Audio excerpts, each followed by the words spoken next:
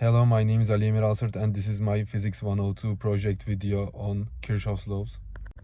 To start with, the most fundamental way of examining circuits is to combine the resistances as parallel or series and implement the Ohm's law, which is as above. However, in some complex circuits, it's not possible to implement the Ohm's law by itself. In more complex circuit analysis, Kirchhoff's laws are used.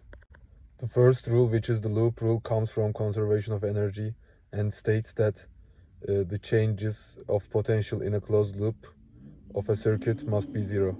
And the second rule is the Kirchhoff's junction rule, which states that the sum of currents entering a node is equal to sum of currents exiting the node.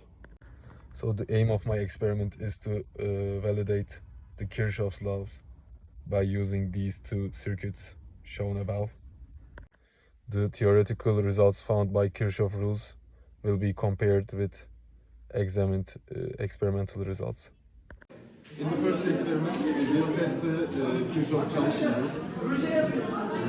The resistances used are 220 ohms and the batteries are 9 volts.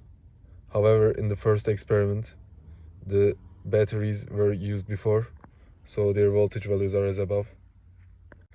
In the second experiment, the batteries are now changed with 9 volts brand new batteries, and the results are shown as above, like these all.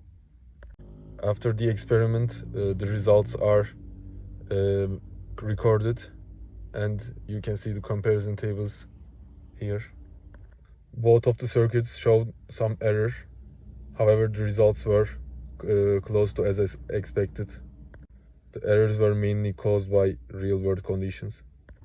In the junction rule, the expected result was 0, but there was a 0.011 ampere difference between the currents entering the node and exiting the node.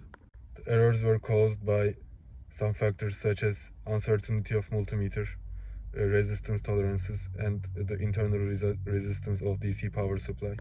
To reduce these errors, a more stable power supply rather than a battery with decreasing potential could be used, and resistors with less tolerance could be used.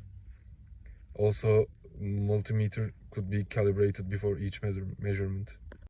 To conclude, despite the errors, the experiment clearly showed the Kirchhoff rules and validated these rules.